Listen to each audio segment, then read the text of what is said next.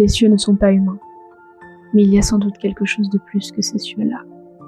La pitié et l'amour que j'ai depuis longtemps oubliés, effacés totalement de ma mémoire. Vous connaissez sans doute Milan Kundera, mais est-ce que vous connaissez Bohumil Hrabal? Cet écrivain tchèque est pourtant considéré dans son propre pays comme le plus grand écrivain tchèque du XXe siècle.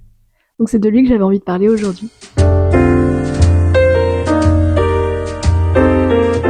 Je m'excuse par avance pour la prononciation du nom de cet auteur que j'adore, mais que je ne parviens pas à prononcer. Le tchèque est une langue difficile. Personnellement, j'ai découvert Bohumil Hrabal quand je vivais à Prague, et j'ai été un petit peu étonnée de découvrir que le plus grand écrivain tchèque, selon les Tchèques eux-mêmes, était un auteur qui m'était totalement inconnu. Je pense que d'un point de vue de français, on aurait tendance à considérer que Kundera est le plus grand écrivain tchèque du XXe siècle, sans vraiment connaître cette littérature tchèque. Moi, c'est un auteur que j'adore, Kundera, vraiment. Je place pas du tout Hrabal et Kundera en opposition. D'ailleurs, Kundera a rendu hommage maintes et maintes fois à Hrabal, qu'il considérait lui aussi comme un très grand écrivain, et qu'il a dit être le créateur du roman moderne. Donc loin de moi l'idée de placer ces deux écrivains en opposition, c'était juste pour essayer de montrer un petit peu la distinction, la différence qu'il y a entre un écrivain qui a vécu une grande partie de sa vie en France, qui est Kundera, et Hrabal qui a vécu lui en République tchèque, qui est resté en République tchèque dans un contexte politique très particulier dont on va parler parce que son œuvre en est absolument imprégnée. Alors certes, ils ne sont pas exactement contemporains parce que Hrabal est né en 1914 et il est mort en 1997, là où Kundera est né en 1929 et est mort en 2023 très récemment. Mais ce qui est assez intéressant, c'est que finalement, ils se retrouvent à publier dans les mêmes années puisque Hrabal est un écrivain tardif. Il publie vraiment à partir des années 50. Il a déjà donc une trentaine d'années, bien passé, presque 40 ans, là où Kundera commence à écrire assez jeune, donc voilà. J'irai pas plus loin, comme je le disais, dans cette comparaison entre Hrabal et Kundera, mais c'est aussi intéressant pour comprendre un auteur de comprendre les liens qu'il entretient avec les personnalités, les autres écrivains et les autres personnalités publiques de son époque. Donc pour nous centrer sur Hrabal lui-même, qui comme je le disais, est né en 1914 et mort en 1997, c'est un écrivain tchèque qui est extrêmement important en République tchèque, mais également en Europe centrale et en Europe de l'Est de manière générale. Il a beaucoup influencé certains écrivains polonais et hongrois, par exemple. Le XXe siècle, pour la République tchèque, est un siècle très mouvementé. Enfin, quel siècle ne l'a pas été, j'ai envie de dire, pour ce pays, pour ce peuple qui se considère comme un peuple depuis très longtemps, mais qui n'a jamais eu vraiment de territoire, d'État-nation. Je ne vais pas exposer en détail toute l'histoire de la République tchèque, mais vous n'êtes pas sans savoir, je pense, que la République tchèque fait partie du bloc de l'Est pendant la guerre froide, donc est rattachée à l'URSS. Il y a donc une censure très présente. Je n'énumère que les aspects, on va dire, qui vont toucher de près la création artistique de Hrabal. Mais donc il y a une censure qui est très présente et ça c'est déterminant pour un écrivain à cette époque. Surtout un écrivain qui n'entend pas se soumettre à la vision du régime communiste. Hrabal est tellement important en République tchèque que sa mort même marque la fin d'une époque pour beaucoup d'auteurs et beaucoup de personnes. Ce que j'aimerais bien faire dans cette vidéo, c'est vous parler de l'œuvre de Hrabal de manière générale, de ses caractéristiques, d'aller un petit peu au fil des idées, comme cette introduction avec Kundera. On va parler d'autres écrivains tchèques de cette époque. Je vais vous présenter ce qui fait la matière des œuvres de Hrabal, puis ensuite on discutera un petit peu plus en détail de certains de ses ouvrages et de deux de ses ouvrages vraiment majeurs, dont un est considéré comme un chef-d'œuvre à juste titre, il me semble. Restez vraiment jusqu'à la fin de la vidéo. Enfin, c'est pas du tout pour teaser ou quoi que ce soit, mais j'avais envie de finir avec cette œuvre-là qui est absolument sublime. L'œuvre de Hrabal a plusieurs caractéristiques vraiment majeures qu'on va retrouver tout au long de ses textes, qui vont être déclinés d'une manière ou d'une autre, présents à divers degrés. On a d'abord le mélange du comique et du tragique. En fait, Hrabal s'intéresse surtout à la vie quotidienne des personnes qui l'entourent. Il se concentre sur les personnages du quotidien, à l'image de l'oncle Pépine, qui est un de ces personnages phares, on va dire, qui apparaît dans certaines nouvelles, et qui représente en fait la vie des personnes en République tchèque à cette époque, au XXe siècle. La vie simple, quotidienne. Et dans cette vie-là, on a en fait, et il le fait très bien ressentir ce mélange du comique et du tragique à l'échelle individuelle. Donc on a des éléments tout à fait burlesques, tout à fait grotesques, et à côté, on a des tragédies individuelles. Enfin, et c'est vraiment très fort, mais en fait, en mettant l'accent sur ce cas d'individuel, la tragédie, ça crée deux choses. Ça crée du pathétique, on a de la peine pour les personnes, Mais en un sens, ça aussi dégonfle le côté tragique parce que finalement, ce n'est pas grand-chose. Ça arrive à un individu. Et à côté du tragique de l'histoire, en quelque sorte, ça a une place minime, bien que l'accent soit mis sur cela. Donc ça, en fait, il y a tout un jeu avec tout un jeu avec la taille, on va dire, des événements, leurs proportions, qui est très intéressante chez Arabal. Et donc, en fait, il y a cette intrication des histoires personnelles dans la grande histoire. Et cette grande histoire, dont j'ai déjà mentionné le régime communiste dictatorial, mais il y a évidemment la guerre, il y a aussi l'influence américaine progressive. Et bien tout ça, ça vient créer de la profondeur au récit, en étant plus ou moins mis en avant. Donc j'ai mentionné qu'il y avait un mélange du comique et du tragique. Ça crée aussi un mélange entre le trivial, on va dire, et le sublime. De manière assez logique, on a cette exacerbation de certains éléments, de certains événements, de certains sentiments qui confèrent au sublime, là où d'autres épisodes sont plus proches du trivial, on va dire. Sachant que c'est pas parce qu'on parle de grandes choses qu'on est dans le sublime et qu'on parle de petites choses qu'on est dans le trivial. Évidemment, c'est ce jeu, encore une fois, sur ces différents niveaux qui apporte toute la beauté et la profondeur de l'œuvre de Arabal. En sublimant ce qui a l'air simple, presque bête, et en rendant trivial ce qui a l'air grand et important. Un autre aspect important, c'est le caractère d'oralité, l'importance du discours oral, du récit oral et l'image du conteur. Arabal apparaît comme quelqu'un qui raconte, un peu au coin du feu, vous voyez, des histoires de famille, des histoires de personnes qu'il a connues, de voisins, de cousins éloignés. Et donc ça crée un rapprochement très fort entre l'écrivain et le lecteur. Il y a vraiment une connivence qui se crée entre l'écrivain et le lecteur, et ça va avoir plusieurs conséquences dont je vais vous parler. Mais au-delà du fait de raconter des histoires qui peuvent donner l'impression qu'on nous raconte au coin du feu une histoire de famille, une anecdote de famille, il y a vraiment dans l'œuvre même d'Arabal, dans le style d'écriture, quelque chose qui confère à l'oralité. On a beaucoup l'impression d'entendre des monologues, on a vraiment l'impression de les entendre. Il y a un jeu sur le style, sur les sonorités. Au-delà de la posture du conteur, il y a un travail sur le texte qui fait que on sent une certaine oralité. Enfin, j'ajouterais que les écrits de Arabal mettent en avant l'imagination délirante, la valeur de l'imagination contre un petit peu la froide raison. Il y a cette fantaisie, il y a ce délire qu'on voit à la fois dans la forme parce qu'il crée des romans très expérimentaux par moments et dans le fond, il y a cette espèce de truc un peu délirant et génial avec tous ces personnages qui ont des vies à la fois tellement simples et avec des événements. Et comme je disais, en fait, tous les éléments là que je vous décris sont absolument mêlés, mais voilà, on passe du comique au tragique, on a du trivial sublime et en fait, il y a quelque chose de fou et d'absolument génial dans cette folie. Donc quand j'étais à Prague, j'ai pris un cours sur Arabal, c'est comme ça que je l'ai découvert. Et ce qui m'a marqué, c'est la manière dont la figure de l'écrivain était récupérée, la manière dont les gens percevaient Arabal. En fait, c'est presque un mythe national là-bas, Bohumil Arabal, ce qui, je veux dire, renforçait mon étonnement de n'avoir jamais entendu parler de cette personne. Donc j'ai un petit peu cherché, je m'étais renseignée, je me souviens à l'époque, j'avais rendu un devoir sur la figure de Arabal, la manière dont en fait il était perçu par ses contemporains, encore aujourd'hui, et par les écrivains contemporains, écrivains postérieurs, parce qu'il a vraiment laissé une marque. Comme je le disais, il y a une grosse influence des écrits de Arabal sur d'autres écrivains. Pour Kundera, il est quand même le créateur du roman moderne. Il y a quelque chose de très expérimental dans ses romans. Je vais vous montrer à travers certaines de ses œuvres. Il y a d'autres œuvres où on se dit c'est juste un roman. Je veux dire, on n'est pas amené à réfléchir sur la forme plus que ça. Peut-être aussi parce qu'on a l'habitude, parce qu'il a participé à créer quelque chose dont on est familier maintenant. En 2024. Je voulais aussi mentionner un tout petit ouvrage sur Bohumil Arabal écrit par Václav Havel. Je ne sais pas si vous connaissez Václav Havel, c'est un écrivain tchèque également qui a été président de la République tchèque à l'indépendance, en quelque sorte, on peut appeler ça l'indépendance, mais une fois la fin du régime soviétique. Donc il a écrit un petit essai sur Bohumil Arabal qui est assez intéressant et qui participe et qui a participé à l'image qu'on a de Arabal. Je vous le conseille d'ailleurs, je vous le conseille si vous vous intéressez à la théorie, à la critique littéraire, parce que c'est vraiment une analyse de Arabal qui, pour Václav Havel, lui servait à parler de cet auteur, mais aussi à démontrer ses qualités de critique littéraire, en quelque sorte, et à renvoyer à ce que lui-même il allait écrire par la suite. Donc il faut être intéressé par ça pour le lire, je le conseille pas à tout le monde. Ce que dit Václav Havel dans ce texte qui me paraît assez intéressant, et qui me paraît avoir marqué une certaine image qu'on se fait de cet auteur, c'est que Arabal est classé parmi les écrivains qui ne vivent pas pour écrire. Comme s'il y avait donc des écrivains absolument passionnés qui ne pouvaient pas vivre sans écrire, et d'autres qui écrivent sans que ce soit une nécessité absolue.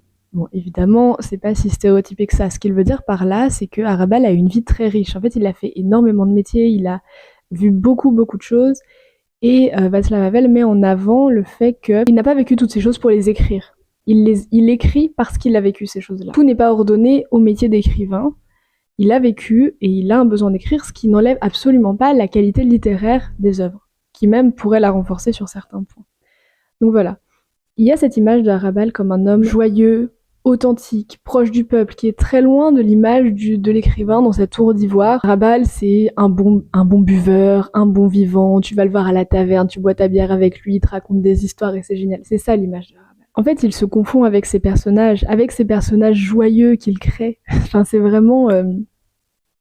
je sais pas si c'est une malédiction, mais il est lu comme il a écrit ses personnages. On a l'impression que c'est lui dans ses romans. Alors que pas nécessairement, on le sait. Enfin, je veux dire, on peut écrire sur quelqu'un d'autre que soi, même si c'est sans doute très difficile, mais voilà. Il s'est confondu avec ses personnages pour une grande partie des personnes. Arabal est cet homme joyeux. En fait, ça va très loin. Hein. Ça va jusqu'au déni de son suicide, parce que Arabal s'est suicidé à la fin de sa vie. Il a sauté par une fenêtre. Et la légende, la rumeur raconte qu'en fait, il a pas sauté par une fenêtre, c'est qu'il voulait nourrir les pigeons. Donc il s'est penché par la fenêtre pour nourrir les pigeons. Et il est tombé. Voilà. En fait, ce que j'essaye de vous transmettre en racontant tout ça, c'est la complexité de la figure de l'écrivain aussi de manière générale, et la complexité de la figure de Arabal, qui, on peut le dire, comme il n'est pas un écrivain enfermé dans sa tour d'ivoire, mais aussi qu'il n'est pas un écrivain sublime, qui écrit uniquement sur des choses grandes, majestueuses, eh bien il est tout de suite quelqu'un un joyeux luron qui finalement pourrait très bien vivre sans écrire, parce qu'il n'y a pas un rapport passionné à la création. Or, c'est un peu faux. Arabal l'a dit lui-même, de toute manière, il écrit pour ne pas mourir, et vous verrez que pour le dernier ouvrage, il a dit « Je suis venu sur Terre pour écrire ceci ». Donc c'est quand même aussi assez fort. Maintenant qu'on a vu un petit peu tout ça, je pense qu'on peut parler de quelques textes qui rendront peut-être un peu plus concret ce que je dis là, parce que ça peut peut-être paraître abstrait, je sais pas. Je vais commencer par vous parler d'un texte qui est un des premiers textes de Arabal, qui s'appelle Cours de danse pour adultes et élèves avancés, qui est paru en 1964. Alors moi, j'ai essayé de retrouver un petit peu les livres, parce que je les avais lus quand j'étais à Prague, donc je ne les ai pas. J'ai vu, parce que si ça vous intéresse, j'ai fait quelques recherches, j'ai vu que chez Gallimard, il était publié avec Train étroitement surveillé, donc il est dans cette édition, dans la collection du monde entier de Gallimard. C'est un texte qui est construit en une phrase. Tout le texte, qui doit faire une centaine de pages, je pense, c'est une seule phrase. Donc on est sur l'aspect expérimental que je vous mentionnais. C'est un long monologue d'un vieil homme qui s'adresse à un groupe de jeunes filles. Donc il y a plein d'anecdotes, de digressions sur la vie quotidienne. Et en fait là on mêle, donc en gros il va raconter l'histoire de son pote machin à la taverne. Et en même temps, on a tout le contexte historique et tout est mis sur le même niveau, tout a le même niveau d'importance, de gravité. On suit vraiment, vous voyez, l'arborescence de la pensée, c'est qu'une idée en amène une autre et en amène une autre, et en fait, on divague comme ça, on est sur un flux. Donc l'histoire apparaît comme un décor sur lequel viennent se jouer une multitude de petites anecdotes, de petites scènes de la vie quotidienne qui ont une véritable importance. Avec le monologue et avec cette idée de décor et de petites scènes, on a l'impression un peu d'être au théâtre. Ça rappelle vraiment le théâtre.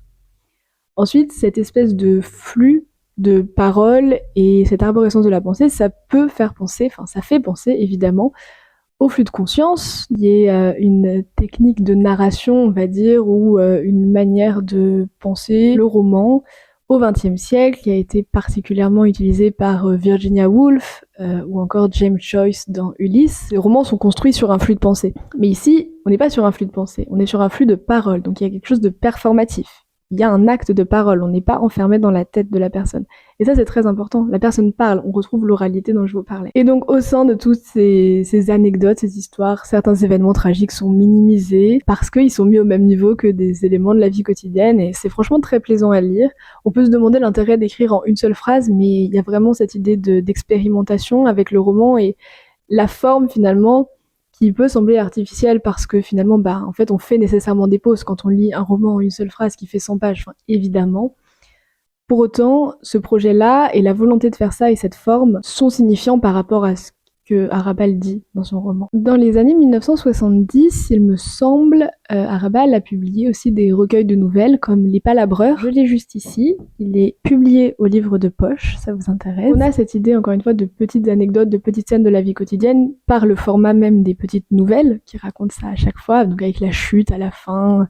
Donc on peut jouer à foison sur le comique et le tragique grâce à ce système-là. On a des nouvelles de la vie quotidienne, on a l'idée de conter, de raconter un comique et un tragique qui rendent un sentiment d'absurde, mais vous voyez en fait cette absurdité de l'existence qui est ressentie par ce mélange du comique et du tragique, ben c'est ça le profondément tragique. Donc je voulais mentionner ces recueils de nouvelles qui sont peut-être un petit peu plus accessibles, je sais pas, moins expérimentaux, mais dans lesquels on trouve les caractéristiques principales de l'œuvre de Arabal. Ensuite, on entre dans le vif du sujet.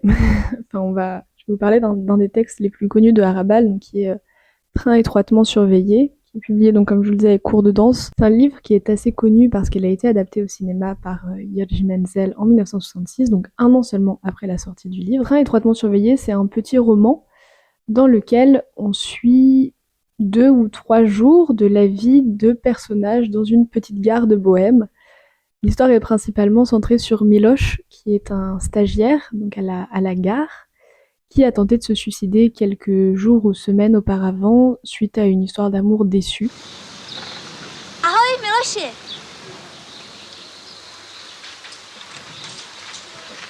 Ahoj, Mášo. No tobě to ale sluší. Tobě to taky sluší, Mášenko.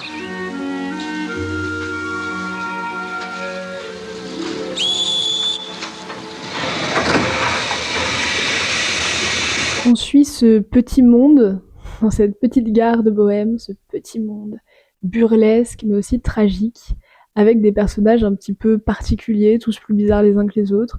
On a le chef de gare qui est absolument passionné par ses pigeons et qui élève ses pigeons dans sa petite chambre. On a l'adjoint qui a tamponné les fesses de la télégraphiste. Donc on a cette histoire un peu absurde au milieu de l'intrigue qui est quand même assez tragique. En fait, ces histoires reviennent par bribes, par fragments, parce qu'en fait, on est constamment ramené en arrière. Donc ce qui s'est passé avec Miloš, ce qui s'est passé avec la télégraphiste, ce qui va se passer avec machin.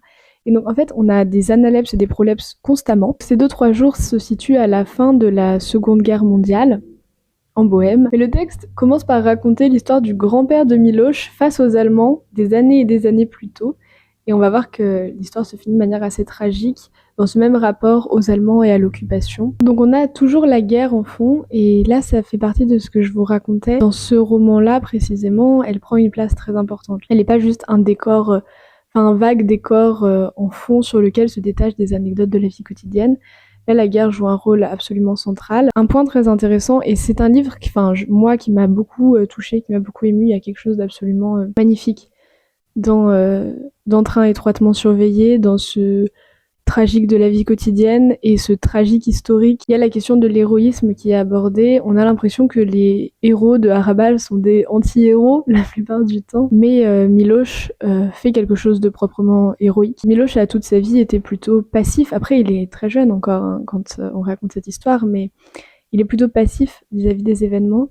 Et à la fin, il fait quelque chose de tout sauf passif qui remet l'héroïsme au centre, là où on ne l'attendait peut-être pas chez Arabal. Je précise aussi que je présente les textes par ordre chronologique, sauf le dernier, mais c'est aussi l'ordre dans lequel je les ai lus. Moi, je m'attendais pas à ça de la part de Arabal. Je me souviens que ma prof, à ce moment-là, avait dit que c'était un texte qui était assez difficile peut-être à comprendre pour les occidentaux, pour les personnes qui ne sont pas d'Europe centrale ou d'Europe de l'Est, que ces enjeux-là sont aussi difficiles à saisir, ce qui est vrai, je suis d'accord. On n'est pas habitué à lire des histoires traitant de ces points de vue-là. Concernant la Seconde Guerre mondiale en particulier, moi c'est ce que j'ai beaucoup apprécié dans toute l'œuvre de Arabal, c'est ce décentrement du regard, c'est de sortir de ce point de vue d'occidental pour aller vers d'autres points de vue, d'autres réalités, prendre en compte d'autres choses. Et c'est aussi pour ça que je vous en parle, parce que je pense que la plupart des personnes qui regardent mes vidéos sont françaises, n'ont pas forcément entendu parler de Arabal, n'ont pas forcément lu des textes sur ces sujets-là. Et je pense que c'est bien de le faire. C'est aussi pour ça que j'aimerais bien proposer d'autres vidéos sur la littérature tchèque que j'ai bien découverte et que j'ai encore envie de découvrir. Donc si ça vous intéresse, dites-le moi, ce sera vraiment avec plaisir. Petit aparté, fini. Et donc, je sais pas, vous, si vous avez lu Train étroitement surveillé, si vous avez... De toute façon, vous avez toujours entendu parler de Arabal et moi j'étais juste sur une autre planète, possible aussi. Dites-moi ce que vous en avez pensé, dites-moi si vous trouvez que c'est difficile à comprendre ou pas. En fait, il y a toujours quelque chose d'universel dans la littérature, mais à différents degrés. Là, en fait, on arrive facilement, je pense, à comprendre la passion, le désespoir, mais il y a fondamentalement quelque chose qui échappe aussi. Et j'ai absolument adoré Train étroitement surveillé. Si vous voulez lire un texte qui va vous parler, paradoxalement parce que il y a des enjeux un peu compliqués, je pense que Train étroitement surveillé, par le lyrisme qu'il transmet malgré son refus du lyrisme, on va dire, en quelque sorte, peut être très très intéressant. J'avais envie de vous parler de Moi qui ai servi le roi d'Angleterre, qui est un roman complètement différent de ce que je vous ai présenté auparavant. Là, en plus, on est vraiment dans de l'anti-héros pur. On va suivre l'ascension sociale d'un garçon de café. Moi qui ai servi le roi d'Angleterre, ça a été publié en 1971 en samizdat. Les samizdat, en fait, c'est des textes qui ont été publiés dans un réseau d'écrits clandestins pendant la dictature soviétique. Donc, en fait, Arabal ne pouvait pas publier ces textes parce qu'en fait, à chaque fois, ces textes ne correspondent pas à ce qui est attendu d'un écrivain par le régime en place. Alors des fois, il y a des choses qui touchent à l'histoire qui sont vraiment problématiques pour le régime. Parfois, on a aussi simplement l'idée que c'est pas la vision du monde du communisme, c'est pas la vision réaliste qu'on veut transmettre. Donc ça a été publié d'abord clandestinement et ensuite il a été publié en 1982. Là, l'histoire avec un grand H est absolument omniprésente parce qu'on suit l'ascension sociale de ce garçon de café au gré des événements historiques qui sont absolument fondamentaux parce que c'est grâce à tel ou tel revirement de situation qu'il va réussir cette ascension sociale. Et ce qui, moi, me reste en tête de ce livre, vous voyez, Train étroitement surveillé, ce qui me reste en tête, c'est des images, les images du ciel, de la neige, les couleurs. C'est là où je vous dis qu'il y a quelque chose de très poétique dans ce texte. Ce qui me reste, c'est finalement ces images, les répétitions. Ce qui me reste de Moi qui ai servi le roi d'Angleterre, c'est quelque chose de très prosaïque. C'est déjà que le personnage n'a jamais servi le roi d'Angleterre. Et c'est le fait qu'en fait, il devient nazi. Le texte d'Arabal est très fin pour expliquer les mécanismes psychologiques qui expliquent l'adhésion à une idéologie telle que le nazisme. Et en fait, c'est tout simplement pour le personnage principal une manière de se sentir inclus, une manière de se sentir accepté quelque part. Parce qu'il a tout le temps été rejeté. Et que là, il se sent accepté, il sent qu'il a trouvé sa place. Mais donc, il est full nazi, quoi. Enfin, je veux dire, c'est pas juste... j'étais là et t'étais là. Non, il est vraiment très impliqué, il entre dans l'idéologie profondément, il partage ses idées.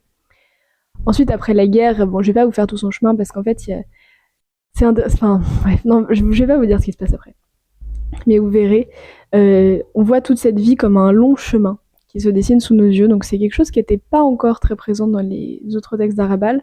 On avait plus soit un point de vue de la fin, où on raconte sa vie, mais là on suit au fur et à mesure. C'est un texte hybride parce que, vous voyez, il y a cet aspect psychologique, il y a l'aspect historique, il y a aussi un aspect très philosophique, plutôt vers la fin et sur un petit peu la morale qu'on tire de cette histoire, que j'attendais pas nécessairement et qui était vraiment très agréable. Et on a toujours évidemment, ce rapport entre le comique et le tragique, et vous voyez, ce personnage juste incarne très bien ça parce que il est très bas et en même temps il devient quelqu'un de grand, quelqu'un qui a de l'importance, et il est tout le temps ramené à sa bassesse par la narration. C'est un héros picaresque, je sais pas si vous voyez ce que c'est qu'un héros picaresque, mais c'est tiré des romans espagnols du XVIIe siècle, où on a ce moins que rien, misérable, qui essaye sans cesse de gravir l'échelle sociale, mais qui est voué à l'échec. Il y a un petit peu du héros picaresque chez ce personnage.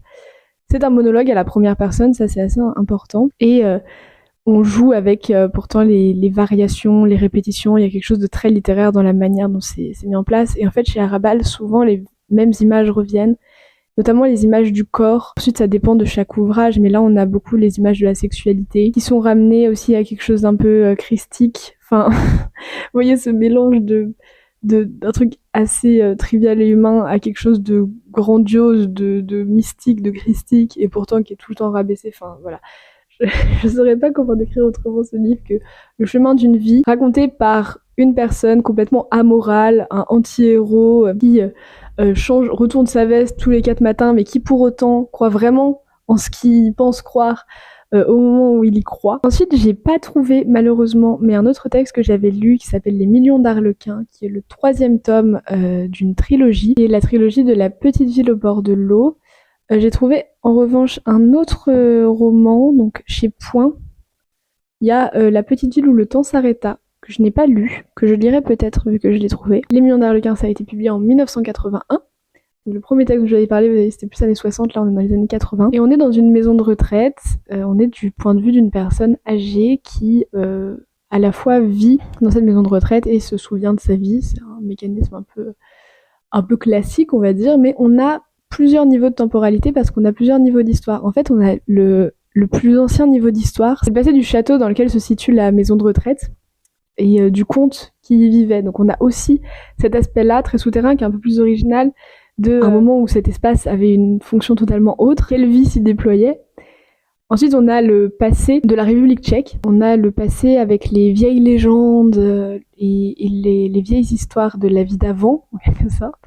On a le passé de cette femme et on a le présent. On se rend compte que les anecdotes de la vie quotidienne sont plus importantes, ont plus de valeur aux yeux de la narration que les vieilles légendes tchèques, et j'y vois en quelque sorte une espèce de théorie littéraire de Harabal qui s'intéresse plus à ces anecdotes de la vie quotidienne qu'aux mythes nationaux, qu'aux grandioses, comme je vous le disais, comme je l'ai assez répété je pense, donc je vais arrêter, mais on a une espèce de théorie littéraire en filigrane. Il y a aussi pour cette femme le désir de tout dire. Il y a un vrai besoin de raconter, de dire les choses pour les dire. Vous voyez, on retrouve ces figures du conteur, cette importance de l'oralité, il y a le besoin de raconter. Il y a une nostalgie, une mélancolie qui émane de ce texte qui est juste magnifique, absolument incroyable, qui est très touchant. Évidemment, c'est mis en valeur, encore une fois, par la narration, par les jeux de répétition, les répétitions d'images, les répétitions de phrases qui reviennent sans cesse, qui peuvent aussi très prosaïquement juste rendre compte du fait que les personnes âgées répètent les mêmes choses souvent, mais qui aussi est un procédé littéraire. Ce qui me reste de ce texte, presque 4 ans après, ces textes, je les ai lus il y a très longtemps. Je me suis replongée un petit peu dedans, mais voilà, et c'est aussi intéressant de voir ce qui m'en reste aujourd'hui, ce que ça m'a apporté, quelles images j'ai de ces textes. Je me souviens, mais avec une force étonnante, d'une maison. Donc elle raconte sa vie, et à un moment, quand elle a, je pense, à peu près 40 ans, elle a une maison dont tout le monde rêverait parce qu'il y a des baies vitrées partout. Et donc c'est ouvert sur la nature, c'est ouvert sur tout, c'est magnifique. Mais en fait, il y a un vent sans cesse. Et c'est une maison qui tremble au rythme du vent. Et en fait, c'est juste horrible. Et il y a cette description de cette maison qui se fait malmener par les vents, et ce qu'on pourrait penser être le paradis se transforme en enfer. Enfin, c'est quelque chose de très fort qui m'est resté encore aujourd'hui. Et je me souviens aussi que c'est une narratrice peu fiable, et ça, j'avais vraiment adoré. Je vous dis pas exactement pourquoi et comment, parce que j'ose espérer que ce texte est traduit en français et que c'est juste qu'il n'avait pas à la bibliothèque. Mais voilà, donc les Millions d'Arlequins, je vous parlais de répétition, mais c'est aussi juste parce que cette chanson est un leitmotiv qui revient tout au long du texte, typiquement. Mais voilà, on a cette narratrice peu fiable et je vous laisserai découvrir pourquoi. Et enfin, je vais finir avec le chef-d'œuvre de Harabal, qui est Une trop bruyante solitude. Moment de silence pour ce titre. À vrai dire, donc quand j'étais à Prague, j'ai pris un cours sur Harabal, sans savoir qui il était. J'ai juste tapé son nom sur internet pour voir un peu si ça pouvait m'intéresser, et j'ai vu ce titre et je me suis dit c'est bon, j'y vais. Il m'en faut peu. Ce texte, honnêtement, j'ai rien préparé pour en parler. J'espère que je vais réussir à en parler, mais c'est un texte qui me touche beaucoup. Depuis que je suis rentrée en France, je l'offre assez régulièrement. Enfin, c'est un texte que j'adore offrir parce que déjà, il est incroyable. Et en plus, vu que pas grand monde connaît Harabal, je suis à peu près sûre que les personnes ne l'ont pas dans leur bibliothèque. Petit tips. Mais voilà. Et en fait, je l'ai acheté pour cette vidéo, donc je l'ai relu. Et je m'étais dit, non mais ça se trouve, j'en ai fait tout un pataquès, c'est peut-être pas si fou que ça. À force, quand on s'est construit une image d'un texte, je me suis juste dit, ça se trouve, en fait, c'est bien, mais c'est pas non plus... si. Et si vous devez retenir un texte de cette vidéo, évidemment, c'est celui-ci. C'est Une trop bruyante solitude. Je crois qu'il a été adapté en film lui aussi. Je ne sais plus par quel réalisateur par contre. Je pense que vous pouvez trouver ça facilement. Après, c'est un texte qui est assez court. Dans cette édition de Robert Laffont, il coûte 7 €. Il est trouvable en bibliothèque, donc voilà, vous pouvez le lire vraiment. Par où commencer ? Prenons des faits, c'est toujours plus simple de commencer comme ça. Une trop bruyante solitude a été publiée en 1977 en samizdat, avant d'être publiée en 1980. Pour revenir sur la censure brièvement, et parce que c'est quelque chose d'assez important dans ce texte aussi, je pense que c'est important donc de le rappeler encore une fois. Donc les écrits de Harabal ont été censurés. Il a été très longtemps mis de côté comme écrivain parce qu'il était censuré. Il a signé en 1976 l'anti-charte qui en fait signe son accord avec le régime communiste. Donc à partir de là, il est plus censuré parce qu'il a prêté un petit peu allégeance au régime communiste. Donc c'est aussi bien de le dire, je pense, parce que ça sort aussi du mythe de l'écrivain absolument résistant. Arabal, au bout d'un moment, il voulait que ses textes soient lus, il voulait écrire et être lu, ce qui s'entend aussi. Donc il a signé l'anti-charte, qui a été une grande déception pour beaucoup d'écrivains. Pourquoi est-ce que la censure est importante dans ce livre ? Dans ce livre, on suit encore une fois un homme qui parle à la première personne, qui s'appelle Anta, et qui travaille depuis 35 ans dans une presse à papier. Voilà 35 ans que je travaille dans le vieux papier, et c'est toute ma love story. Ou encore, voilà 35 ans que je presse du vieux papier, et durant tout ce temps, on a déversé dans ma cave tant de beaux livres que si j'avais 3 granges, elles en seraient remplies. Ou encore, pendant 35 ans, j'ai pressé du vieux papier, et si j'avais encore à choisir, je ne voudrais rien faire d'autre. Je vais pas faire tous les débuts de chapitre, mais c'est comme ça tout le temps. Qu'est-ce que ça veut dire presser du papier ? C'est-à-dire qu'on lui amène tout type de papier. Il y a beaucoup de livres, mais pas que. Il y a aussi une scène où, par exemple, on lui ramène des papiers d'une boucherie. Et alors là, franchement, pour venir dans les petits détails que personne veut connaître sur le fait que il y a du sang partout, ça pue la mort dans sa cave, littéralement, qu'il y a des mouches qui se collent dans la presse et qui sont pressées. Enfin, voilà. Bon. Il n'y a pas que Kant qui est pressé dans cette presse à papier, et je mentionne Kant pas pour rien, parce qu'il a une place assez importante dans ce livre. Donc en fait, il presse du papier, c'est-à-dire qu'il les met au pilon. On dirait ça aujourd'hui, on met au pilon. Pourquoi est-ce que ça a un rapport avec la censure ? Parce qu'il y a beaucoup de textes qui sont juste censurés et qui atterrissent et qui y pressent. Anta, il sauve des livres, il en a énormément chez lui, il a plein d'étagères, et il y a toujours cette image et cette peur qu'il se fasse écraser sous tous les livres qu'il a ramenés, parce que je crois qu'il y a des étagères au-dessus de son lit, et donc il a cette peur de se faire écraser par ses livres. Mais il y a aussi le fait qu'il crée des œuvres d'art en quelque sorte avec les papiers qu'il presse. Il fait attention à quel papier il va mettre ensemble pour créer une forme d'œuvre d'art, et lui, il veut partir dans 5 ans. Il veut prendre sa retraite et racheter sa presse à papier et continuer à faire ça. Et il dit, je ne ferai qu'un paquet par jour, mais quel paquet ? Et donc voilà. Ça paraît, vous voyez, complètement trivial. Enfin, juste un homme qui veut partir à la retraite avec sa presse à papier. Mais je peux vous dire, vous allez pleurer. Voilà 35 ans que je travaille dans le vieux papier, et c'est toute ma love story. Voilà 35 ans que je presse des livres et du vieux papier, 35 ans que lentement je m'encrasse de lettres, si bien que je ressemble aux encyclopédies dont pendant tout ce temps j'ai bien comprimé 3 tonnes. Je suis une cruche pleine d'eau vive et d'eau morte. Je n'ai qu'à me baisser un peu pour qu'un flot de belles pensées se mette à couler de moi. Instruit malgré moi, je ne sais même pas distinguer les idées qui sont miennes de celles que j'ai lues. C'est ainsi que, pendant ces 35 ans, je me suis branchée au monde qui m'entoure. Car moi, lorsque je lis, je ne lis pas vraiment. Je ramasse du bec une belle phrase et je la suce comme un bonbon, je la sirote comme un petit verre de liqueur jusqu'à ce que l'idée se dissolve en moi comme l'alcool. Elle s'infiltre si lentement qu'elle n'imbibe pas seulement mon cerveau et mon cœur. Elle pulse qu'à un cas jusqu'aux racines de mes veines, jusqu'aux radicelles des capillaires. Et franchement, j'ai du mal à parler de ce texte parce que c'est juste, c'est la vie d'un homme très simple qui... Alors il y a toujours cette idée qui revient, il a été éduqué à son insu, qu'à force de voir des livres et de les lire, en quelque sorte, il a été éduqué malgré lui, il a lu Kant, il a lu Hegel malgré lui, et en fait ses réflexions sont teintées de tous ces livres, et là aussi on a une théorie de la littérature qui est aussi une théorie de la lecture, fondamentalement, avec, en fait il dit, moi je prends une phrase... je la sirote, je la prends, je la savoure délicatement, et puis je repose, et puis j'ai pas besoin de lire un texte comme ça, à la suite. Je prends une phrase par-ci par-là. Ça, c'est une théorie de la lecture qui est hyper intéressante. Tout son développement, parce que c'est vraiment un monologue, va mêler des anecdotes de sa vie passée, avec des réflexions sur l'humanité. Il y a l'idée de est-ce qu'on est humain, qu'est-ce que c'est être humain, la volonté d'être humain. Il dit à un moment, les cieux ne sont pas humains, et moi, à cette époque, je l'étais encore. Juste voilà. Il y a en fait cette réflexion sur la loi morale de Kant, mais qui est intriquée au milieu de rendez-vous à la taverne et de machin, et en fait ça a rien de pédant, ça a rien de lourd, ça montre juste à quel point justement la philosophie imprègne la vie, à quel point la littérature imprègne la vie, à quel point on n'est pas obligé de distinguer l'université avec la littérature et la philosophie et la vie des gens. Cet homme-là, il montre que en fait, ça fait partie de notre humanité commune aussi, et que on peut très bien juste lire 2 phrases de Kant, et ça nous aura marqué à vie, et on n'est pas un universitaire, on est juste un homme normal. Bon voilà, il y a cette importance de la littérature et de la philosophie, le contexte historique et politique que je mentionnais. Et là, on a aussi, il me semble, une petite variation sur la présence de l'histoire parce qu'on a l'arrivée en fait des Américains, l'arrivée du mode de vie, du American Way of Life en quelque sorte.